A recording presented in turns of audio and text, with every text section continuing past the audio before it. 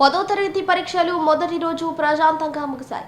ఈ పరీక్ష నిర్వహణకు సంబంధించి అధికారులు పటిష్ట ఏర్పాట్లు చేశారు.